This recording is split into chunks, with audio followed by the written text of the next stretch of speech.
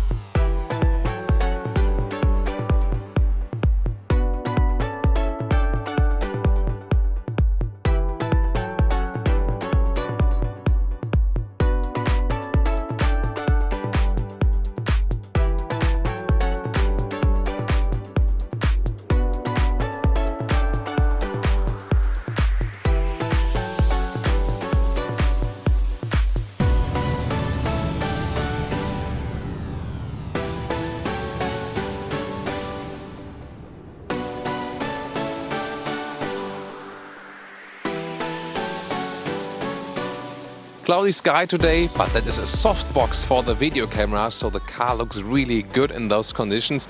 And for you in your living room, it's also a little bit warmer than for me at the moment.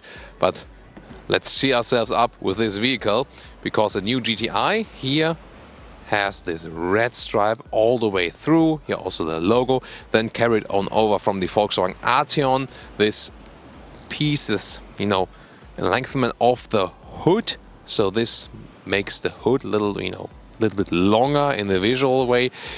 The front assist, the emergency brake is included, therefore also always a sensor here with a 2D Volkswagen logo.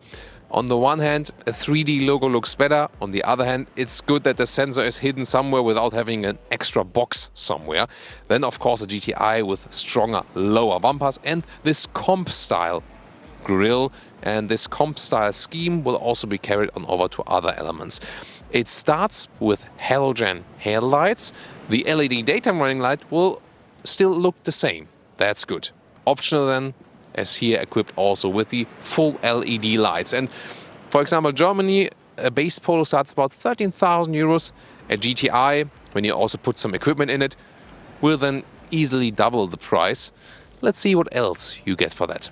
4.05 or 13.3 is the total length of the new Polo in general. The GTI doesn't change that. The new MQB A0 platform is a little bit longer than the previous generation, about 8 centimeters longer. So you will have more space on the inside especially. We're soon going to take a look at that. Then the basic shape is still rather conservative. 17-inch the GTI rims start. Those ones here are the optional 18-inch. And yeah, disc brakes all the way, because above 95 horsepower for the Polo, they get the disc brakes. And of course the GTI with the new 200 horsepower engine then is of course in that very region. Also the GTI Red here with the badges, stronger lower bumper, also in the side profile, and the design line is on height of the door handles. Again, it's not so much screaming out in this small hot hatch segment. So the Polo GTI is still a car you can also visually drive in your everyday driving life and still have something very sporty available. What do you think about the design? Tell me. And also to show you a different color, whereas the first one was flash red, this one here is limestone gray. And now to the rear with the GTI badge in general, the rear looks pretty much similar to a normal Polo, but then of course we have this kind of diffuser also with the comp style in the lower part and two bigger real exhaust pipes that gives you a stronger appearance. The new taillights are also more in a tech style, so more modernly designed. But again, the styling itself is rather conservative with a little sporty touch, just as GTI customers would expect. So give me your rating to the overall design of the Polo GTI in the comments. And of course, we'll also take a look at what really differentiates this car. That's the engine.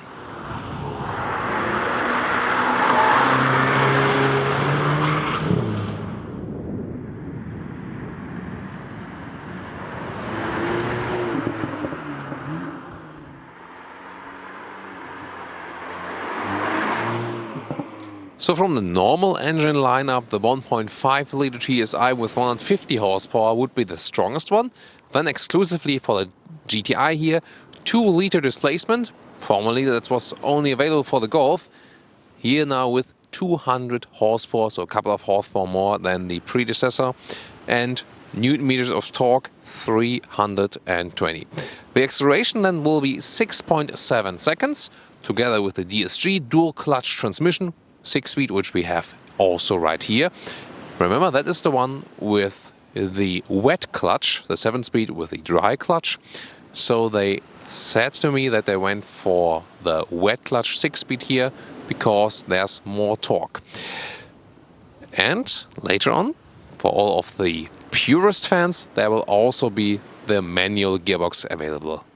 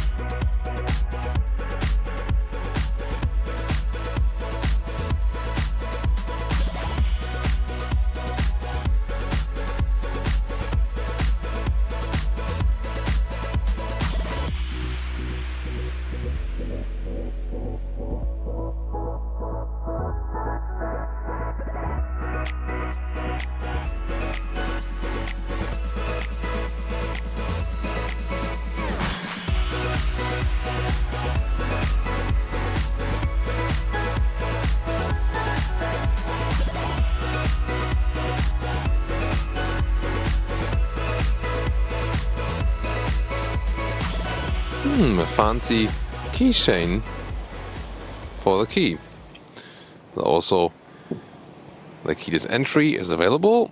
And here, this is the interior, begins right here. This is here red decor, but you can also get it more subtle. For example, in gray or something. Only flaw in this interior I see here. This is hard plastic at the inside of the doors for cost savings. I don't like it that much, but it's hard to find any other flaws. Fabric right here, and then the automatic window levers. Quite some storage spaces. Then here the red decor is being continued. Sporty GTI steering wheel with the GTI badge and red contrast stitches. Flat bottom. And then of course the classic GTI checkered seats here in the red checkered structure. Signature GTI fabric with also sport seats with more side support in the lower and in the upper in the shoulder area, and I can already tell you they are indeed quite comfortable. So let's get inside. This new bigger interior, well, you feel it a little bit already in the front. It feels more adult, so not exactly like a small vehicle, like a bigger small vehicle. I'm 1 m 86 or 6'1", and that leaves a lot of headroom still in the front. So it works also for tall people. And again, the sport seats are really comfortable, also work for longer trips and so on. Manual adjustment, but it works all pretty flawlessly. Here you can pump it up, y'all. It's also not too hard to make it. And then this turning knob for the back part, and here also for the steering wheel, you can push it in, not using the horn here now in the city. Pull it back again, of course a little bit easier with two hands. But by the way, some people might wonder sometimes, hey, you're using this 80s style microphone. Is it a bad microphone? No, actually this bigger microphone is, from sound quality wise, way better than the small attachment ones. And when it's in the background here, quite loud, some cars, train, a lot of noise from the sea and so on, then actually this one here is way better for you, because you can very precisely hear me and don't have so much background noise. Interior overview. On the top part they use soft touch, by the way, on the middle part also. Then the very prominent red decor part, again you can also pick it in more subtle colors if you prefer that.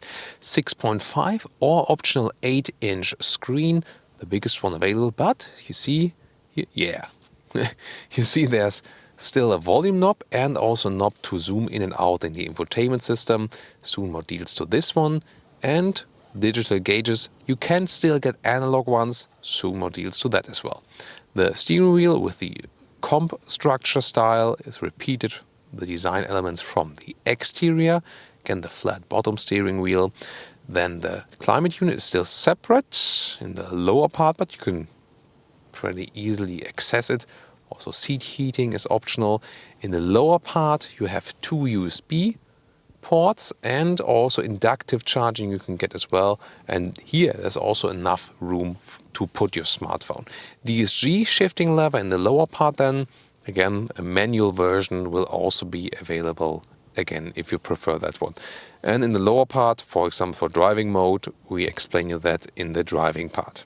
So this is the main menu, and you can either use this app connect and then use the smartphone mirroring functions, or normal on phone and connect it via Bluetooth. Then the GPS, you can either have it, the processor is too weak actually, here the GPS or at the digital instruments.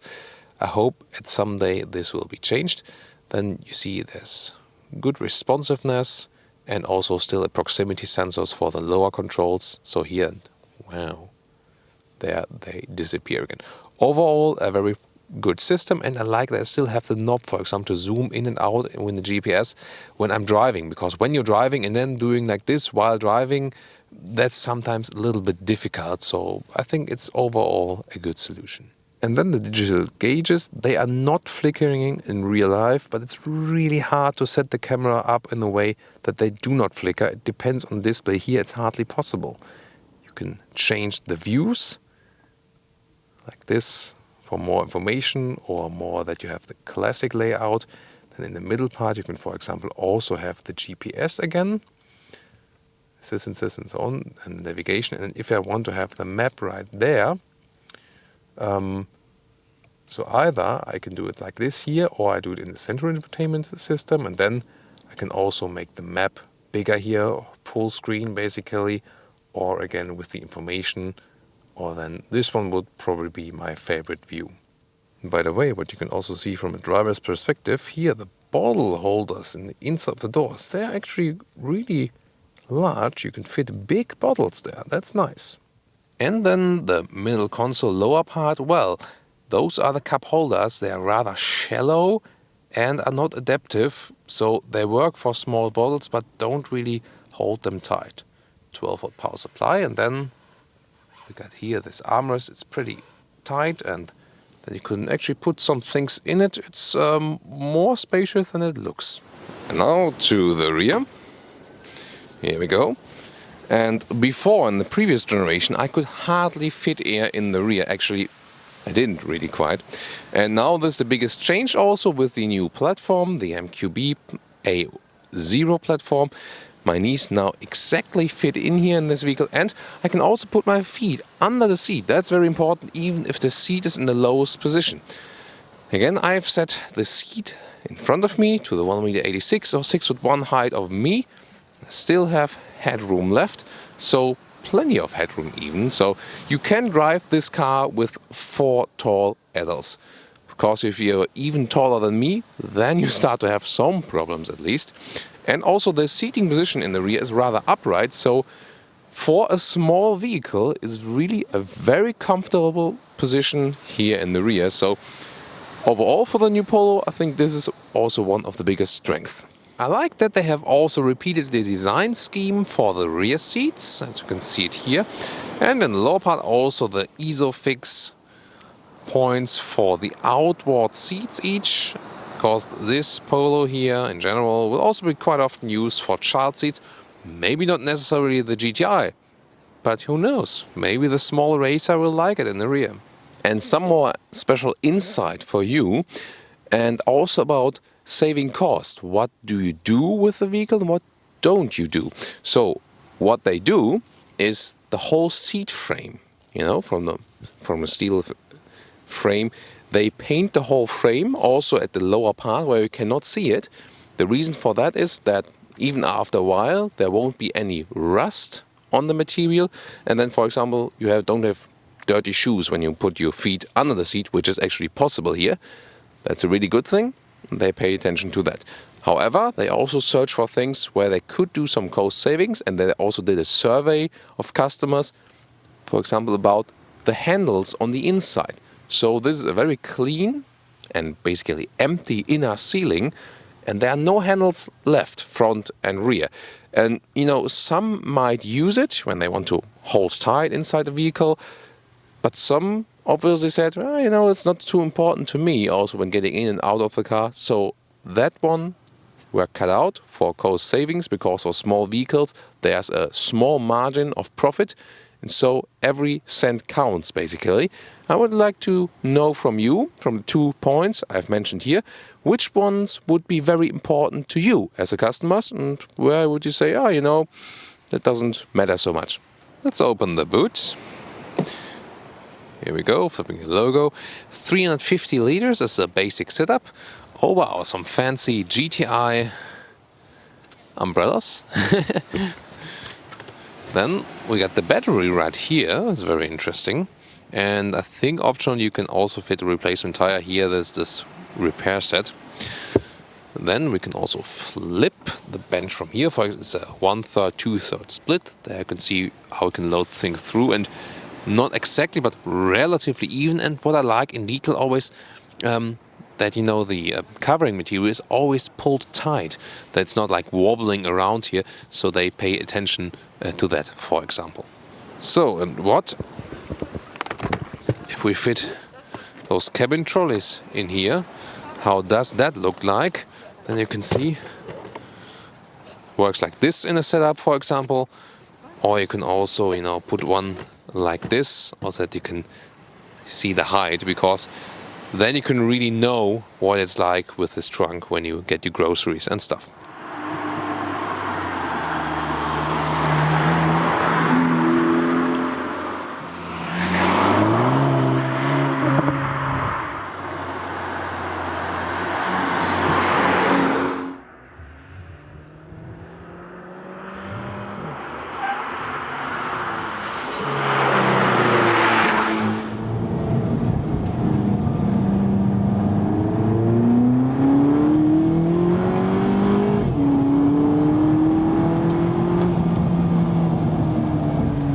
So guys, welcome to the racetrack with the new Polo GTI.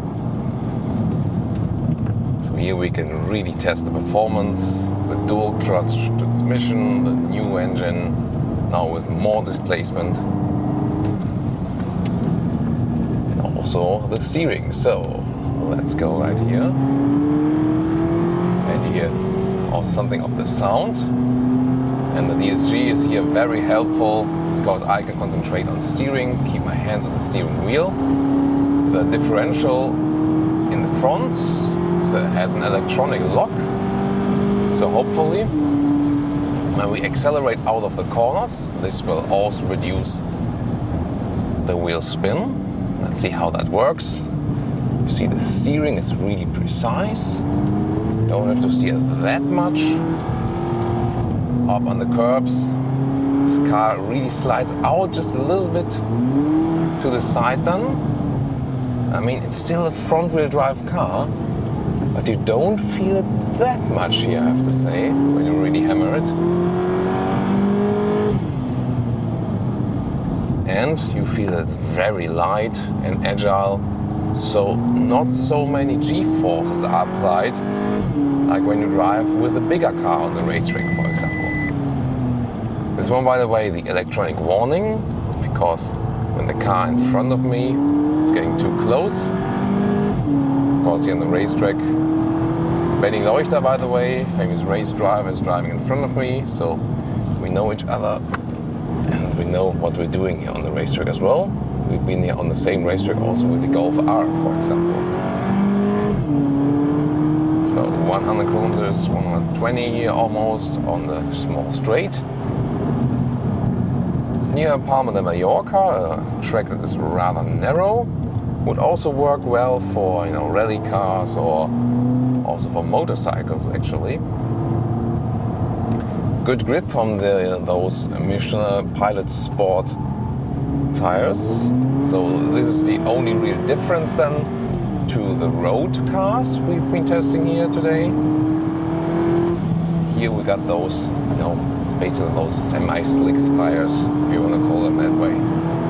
And indeed, even if I really hammer the throttle, I wanted 40 kilometers an hour, 150 now on the brakes. Great braking performance too. So I got very good grip, and indeed the electronic differential is doing here, for example, very good job. Usually when you have those front-wheel drive cars, you sometimes have problems to precisely steer them, as the front wheels somehow pulling you in the corner for understeering. And that's really not happening at all. So I think they have done a very good job to prevent this understeering effect. So at the same time I have all the control still with the precise steering. That's always the point where I get close. It's funny.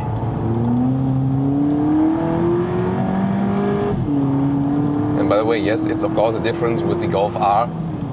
It definitely felt faster. If you're a really true Autogefuehl fan, you would scroll back to the Golf R video on this racetrack and then compare the lap times. If someone of you wants to do that, I would be so much looking forward to that. What is the lap time difference then from the Polo GTI and the Golf R? That would be really funny.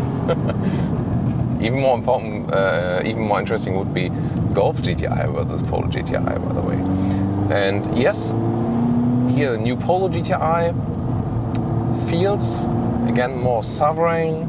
It's a little bit wide, a little bit longer, and feels more Golf-alike than ever before, also on the racetrack. Great performance, no turbo lag, S shifting mode here that I have always a little bit more RPM. And by the way, about the suspension, we have this Sport Select suspension here. So the DCC, the Dynamic Chassis Control, which is the adaptive suspension, comes always with the Polo GTI. But then again, optional. You can go for this Sport Select, and what does this do? Well, both are the adaptive suspension, but you start with a normal sporty setup, and then with the Sport Select, you can have a little bit sportier notch too. So, and this one, now we are getting the tires screaming, but then again, I have full control all the time. That's really well done.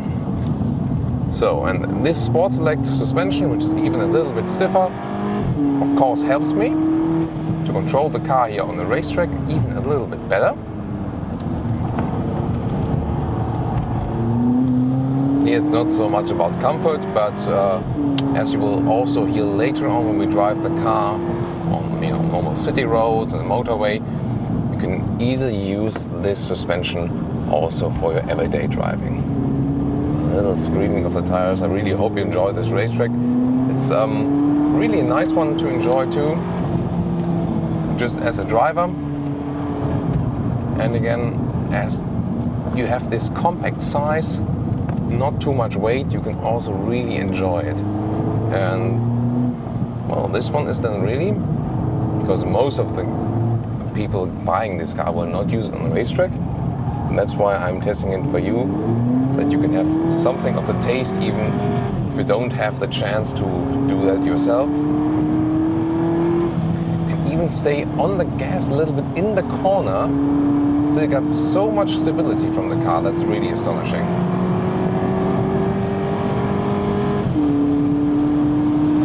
Oh, that's 150 now, wow. So if you watch in the front from the small camera, you can maybe also see the speed I am applying. You can also get a sense of the acceleration, for example. And to finish off our racetrack part, some more corners for you just to enjoy with the sound.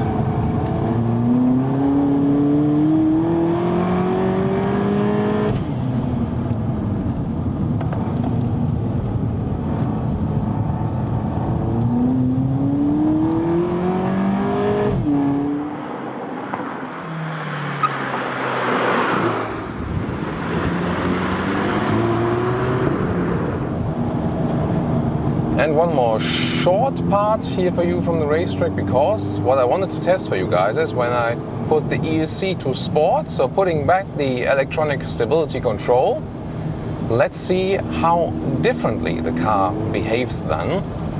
If I can, you know, drive it even a little more agile. Where are the differences? Let's see.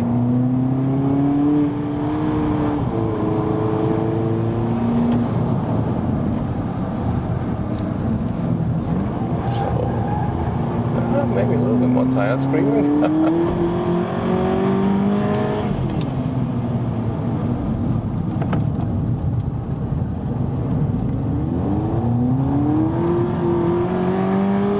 It feels not too different so far.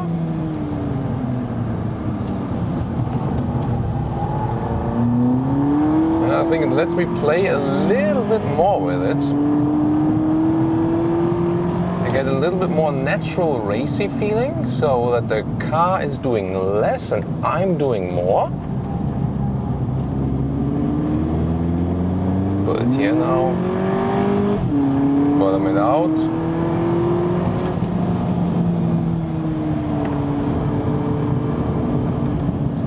Back from the straight, now the left again. So I don't feel the biggest difference, but then again, it's something more subtle, you know? I think the car is moving a little bit more, but then again I have more control as a race driver. And putting the floor down.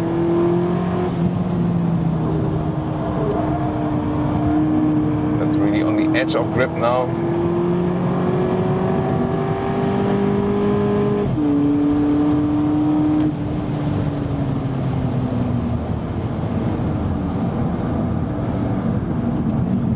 I think it's good that I can control it.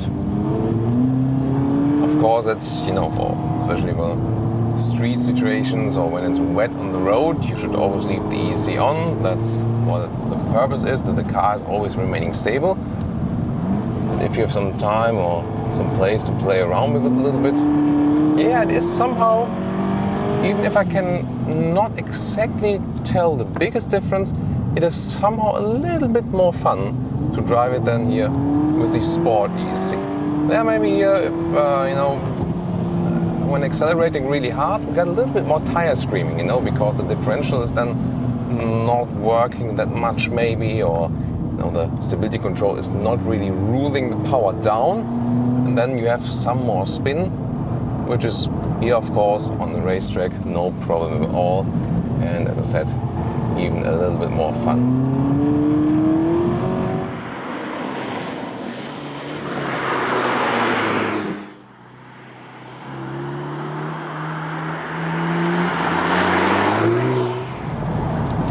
So we've been very fast on the racetrack, And in this part now, we'll more pay attention to the everyday driving features like motorway and countryside road.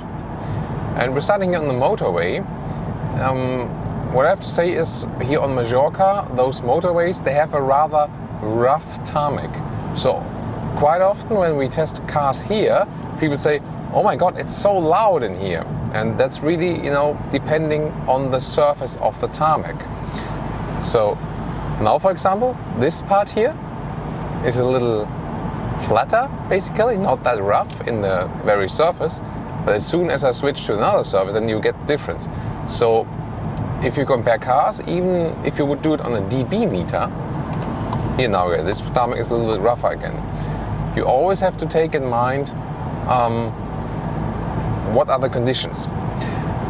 So, and I mean, I've driven enough cars around here as well, and I also know about the old Polo. And so what is the main factor? Well, first of all, you feel that the car is a little bit larger, so it sits more sovereign on the road. It not exactly feels like driving a compact segment car, but it more tends toward that. So it's not exactly a Golf, there's still a differentiation, but the old Polo definitely was not only smaller, it also felt smaller, and that's no wonder.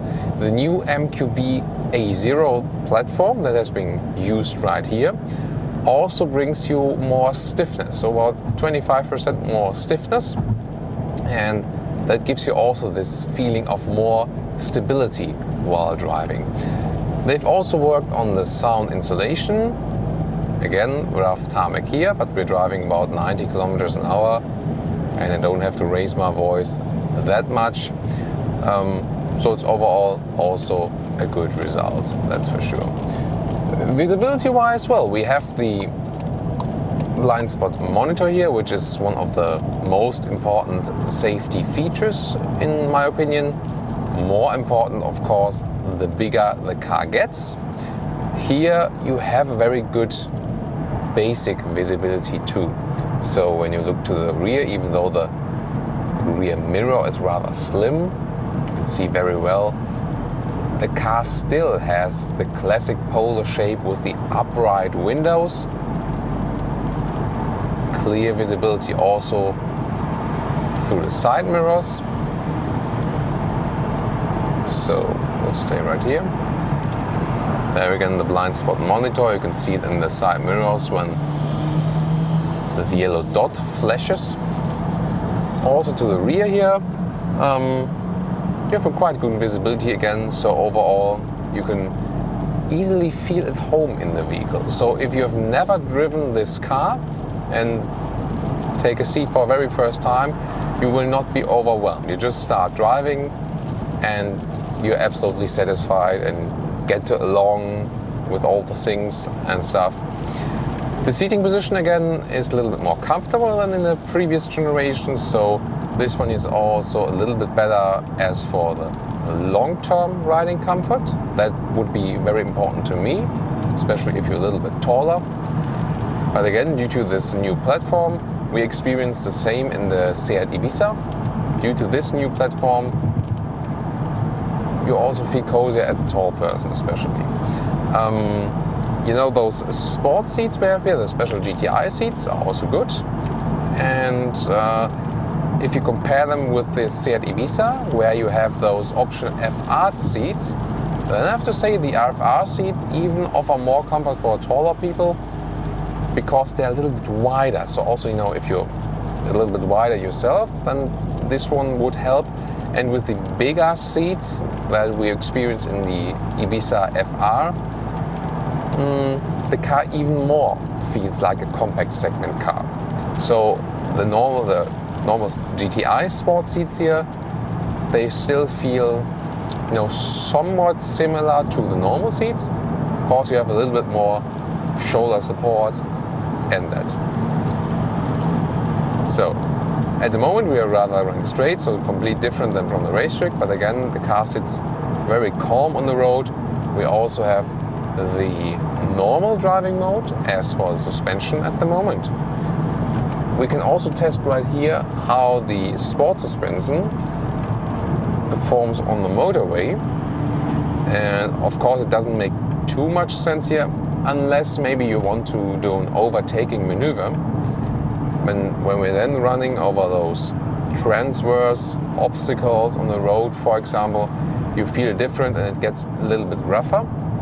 Of course, the sport mode really helped us on the racetrack to get more stability, even reduce the tilting and so on. Consumption-wise, with this new engine, with considering it's a Polo, a lot of displacement. If you drive it very calmly here, rather steady speed on the motorway, we're under 7 liters on 100 kilometers. So that is actually possible. The real consumption, however, will of course be mixed with city driving and stuff, and then it will rather go up.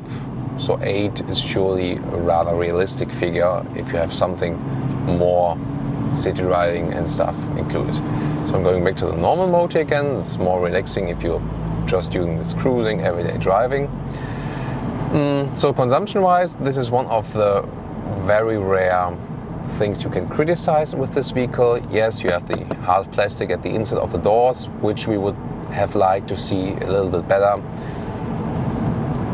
Then there was, that the active info display cannot show the big GPS map at the same time also in the instruments.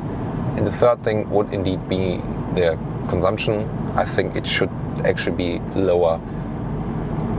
It's a sporty vehicle, yes, but it's also a light car. And we've experienced that a couple of times that the Volkswagen AG engines in general, also with the other brands, they are very silent, very refined, very powerful. So give you a very good experience as the customer, but they consume too much fuel. We have the different things with a lot of the competitors from Japan, where the engines are sometimes, let's say, a little bit boring maybe, a little louder, don't feel as refined, but then again consume less fuel. And we cannot really judge that because we cannot do, like 200,000 kilometer endurance test with each car, but we get a lot of feedback also that the Japanese engine would be also very durable. So that's it too. Even if you're in a normal driving mode, the good thing about this as a city car is you're always spontaneous in the throttle. And especially if you're, for example, in Spain or France or in Italy, you guys in Southern Europe, you really know how to use a roundabout. So in Germany, when you drive into a roundabout and you see someone from 10 kilometers, someone approaching, and you drive into the roundabout and the other one comes about 2 minutes later, the guy will still complain, hey, you went into the roundabout and you didn't pay any attention. And in Spain, France, Italy, it's just working better because, a roundabout is there that you don't leave like 2 kilometers of space. Everything flows, everyone, takes mutual respect. Well, that doesn't work all the time, but the thing is, it should be allowed in a roundabout that you also enter at closer proximities, because that's the only way it keeps flowing. And for this, for example, when you see, there's a small gap, and even if you're in a normal mode, not prepared for a racing turn, you just push the throttle once, and with the GTI, you're exactly in the right spot. And that's the good thing, to have those power reserves. So if you maybe argue inside the family, I want to have the GTI, and someone says, it's too much horsepower, you could say, I'm sorry, it's for safety reasons. Some situations I need to have a little push. That's actually safer. So that's my argument help for your buying purchase for today. And the thing is really about this vehicle, you can spice up your everyday driving life. Just a little slalom here and there, see how precise the steering wheel again reacts. Also if I'm just normally driving, also when parking in and out somewhere, the steering is precise and progressive. but at the same time light enough that you don't need so much power actually to steer it around. There is also the Eco mode available. That one will, especially if you have the DSG, help you to reduce the fuel consumption. The car more uses this coasting or sailing function. There's no resistance from the engine brake. Also the throttle input is reduced. It's not a must-have exactly, but you can play around with it. The DCC, the dynamic chassis control here, where we can pick the stuff, of course always comes with the GTI. For the normal Polo versions, you go for it optionally. On the steering wheel, we also have the controls for the assistant systems. So we have the ACC, for example, we activate it there, and then we can set a speed. And again, an optional feature, ACC, and the distance is kept to the car in front of you. It works very flawlessly, especially in the combination with the DSG, because then the speed can be reduced to 0, and that's it. With the manual engine, manual gearbox, then the car sometimes, before stalling the engine, says, use the clutch and brake the last meters on your own. I think this combination is not always that good, because when I use an electronic system, I would like to know that I can trust it 100% and doesn't stop at any point. No matter which driving mode from DCC you are in, you can always adapt to the shifting mechanisms. On the Racetrack, we use the sport mode all the time. And here I'm in the normal driving mode, and then I can just pull the lever back. And I'm in this S shifting mode, also showing me in the digital instruments. Gears are turned up higher and shifting back low earlier. However, for normal city driving, it's sometimes a little bit exaggerated. That's really, when you're on the motorway, for example, and want to plan an overtaking maneuver, then it's really helpful that there's no need for a downshift first. Actually, nice sound always from such a small car. But what you can also do, even if you're in the normal D mode, use the shifting pedals here, and then just shift back 1 or 2 gears. Then you're directly in this acceleration, and then you can also plan your overtaking maneuvers. And here, it definitely works as it used to be. We had something there in the Porsche 718 Boxster review. Here, when you hold the right pedal and just keep on holding it for a few seconds, then you're going back to the automatic shifting mode from the DSG again. The manual gearbox, again, so to say, as an information, will be available at a later stage, or if you're watching this video a couple of months after it has been launched, you probably also will be already able to get it then. So what is the main difference then really to the previous generation? I think it's this calmness in the ride. Even for the GTI, it is in normal mode, not as aggressive, more comfortable to ride. Still, you can pick the sports mode and can get a stiffer suspension then, and really something that is basically ready to race. When you are on normal dry surface, you also don't feel that it's front-wheel drive only. If it's wet and you really hammer it, then there can be some wheel spin. Depending on also how the differential is set, that also changes a little bit then with the DCC mode, of course. And looking at the map, by the way, at the moment I have it in the big screen. And that's also the thing, when I want to change it now, it can be a little bit complicated. If I go to the GPS mode on the normal screen, I just have like an arrow, just basic arrow, which is quite okay to have something in a more schematic information. And if I would like to have the map over there then while driving, well, there's a proximity sensor, and then I go to view. It is basically possible, here to switch the map right there. You have to look at the screen once and click it, and then I have it also in the middle of my side here. Doesn't make a big difference. Well, I'm not so sure about that. Maybe if there would be a head-up display, then it would be making a bigger difference. But here it's also, you can have it in that way, but also can make it a little bit bigger. It's also possible, or zoom in and out. So those are the possibilities you have, basically. On the right side then, again, you have the schematic information while you're driving with the GPS now, so you can at least set it how you like it best. I hope that maybe in a facelift with 2 or 3 years, when they update the processor units, then maybe also be possible to have it, in a different way. Checking the views here, you can also see something from that on our small action camera. Also can have the GPS in the whole way, so I can see it even better. And that's actually quite good for the driver then, to make it over the whole screen. Then you have a very good GPS information. Still have a digital speed in the lower right corner. Or I can mix it around again, showing that also in the interior part with the more classic analog view.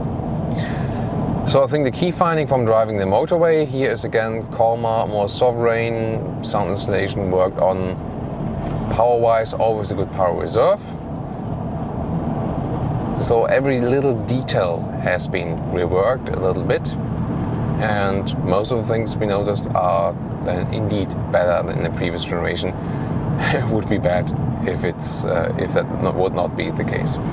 The consumption of 7 liters on 1 kilometers when just using cruising speed is confirmed now, by the way, and again, for cruising speed with a small vehicle, that should be lower, definitely. But again, I think it shows this vehicle here that you can have a sporty, emotional vehicle, still have fun in your everyday driving life, and don't pay so extremely much money for a vehicle only to have, a sporty one. Because with this one you can still combine your city driving and also your fun driving. And what I have to say, we always make those experiences with small vehicles. At some points when you have a big family or you need to transport something very large, it's good to have a bigger car. But I always like driving the smaller cars because they relieve you also of some things. When you have a barrier in front of you, right and left, maybe a high pavement in a parking lot, then sometimes you feel a little bit stressed when you are in those very big vehicles and it gets really close on each side. Here with a Polo size, for example, you always relax, I'll get through everywhere basically, It's hardly getting any close on the right and the left.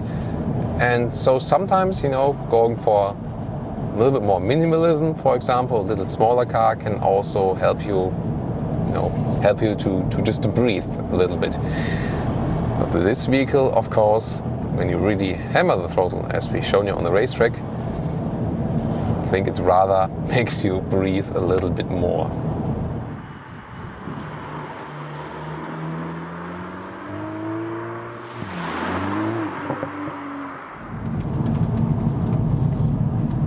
And now to our closing stages for today with pure Autogefuehl on those countryside roads. We started with the racetrack, then went a little calmer for your everyday driving life. And now again to the countryside roads. We're also going uphill now, and then you can see why the S mode can make sense, because at the moment in D mode the car is going more efficiently, and then I'm in higher gear, for example, and I can't accelerate out that fast. Now when I go to the S mode again, especially when going uphill, I got the RPMs really right. By the way, the difference to the normal Polo is really remarkable, that the steering is a little stiffer, even in the normal driving mode, for example. But you can stay with the normal suspension setup, by the way. If you say, at the moment here the roads are a little bit uneven, so the normal suspension might do better even, because then it's more comfortable for your driving. But you can say shifting wise and power wise, torque wise, you want to have it sportier, and then you go just as I have it now to the S shifting mode.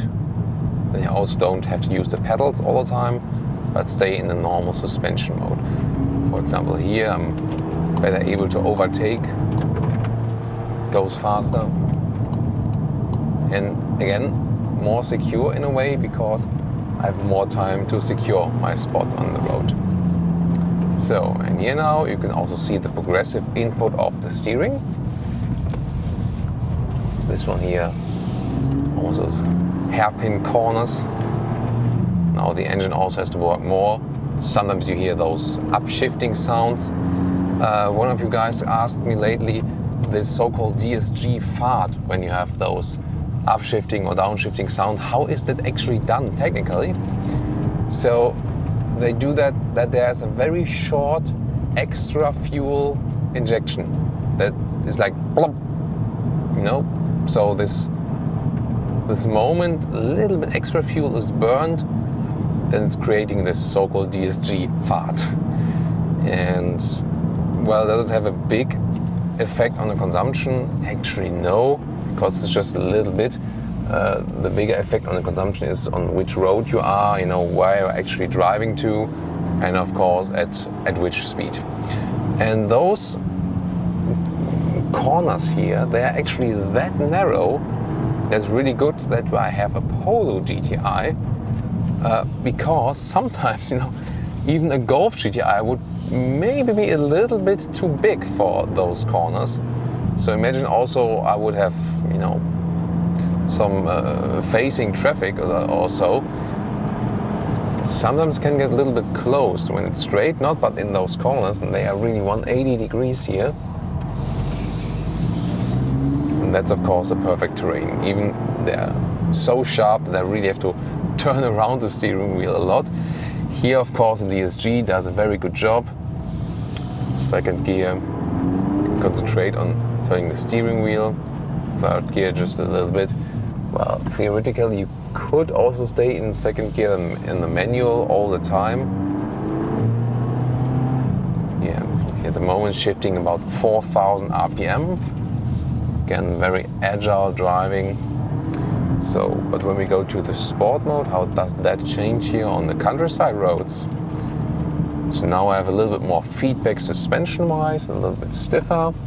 The S mode I've already picked before. Yeah, I do definitely feel a difference when I'm going over those transverse bumps now. It's a little bit like pop, pop, pop, pop, pop, pop. If I stress that now. And it also sounds like that we would have a little bit more exhaust response. That's what I mean, you know, with facing traffic. So I can't drive them too fast here, although the car would be able to. One thing, of course, about front-wheel drive sports cars, in those corners when you accelerate out and you have rear-wheel drive, you feel a little bit more agile, as you know, the rear part of the vehicle then is pushing you a little bit better into the corner. And you don't have that here with the front-wheel drive, of course. That's just how it is. But unless you're, you know, in the very extreme situations, here there's grip all the time. So the difference is not, you know, not that big. And also, if you think about, you know, drifting here, there would actually be no room to drift here without facing the other traffic coming towards you. So funny in the digital instruments, how it looks like on the map. It's like, and that's exactly what we're experiencing here. And so the main thing is here that the car remains basically comfortable also in those situations. On my wish list, let's say, I think I had it also in the Ibiza.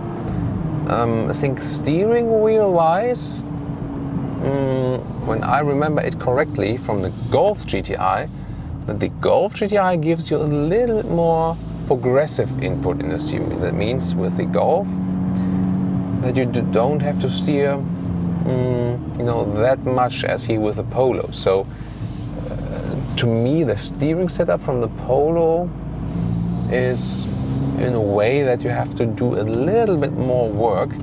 Again, it's not really hard work because it's still easy to steer. But I think there is still somewhat a difference that you have a little sportier setup than with the Golf. So especially for those rather sharp corners here. It really helps if you wouldn't have to steer that much. Then again, to other cars in this segment, it's still a relatively easy to handle car that also became apparent here in those very funny winding corners.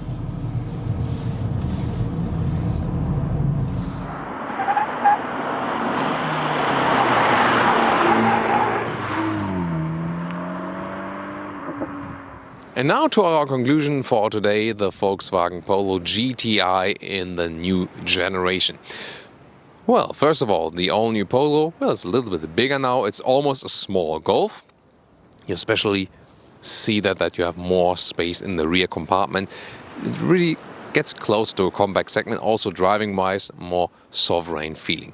The exterior styling here also with the GTI, it has the sporty elements, but it's still suitable for your everyday driving life. It's not too exaggerated, so a sporty, elegant styling. The interior, basically same accounts for that, also with the characteristic GTI note. In many different small elements, this new generation has been improved. It's not a completely different car, but you feel and see, hear and experience the smaller differences then bit by bit, and then they form a whole conclusion. Well, it is also suitable for a racetrack. We've seen that as well and was a lot of fun because it's still a small car and therefore it's also very good in the handling, and the power is of course as good or as plentiful available as we've seen never before. Well, a 2-liter engine was only available in the Golf so far, so again, this makes it maybe a small Golf, as I said earlier. Overall, there's not so much to criticize. Well, you know, the processor unit there for the GPS system, of course, then a little bit more soft touch material at the inside of the doors. Those were maybe the main criticism points, also with the consumption that should be a little bit lower. But other than that, a very convincing presentation of the Polo here, I guess. And I would like to see you also at the very next Autogefuehl episode. And please give me your feedback.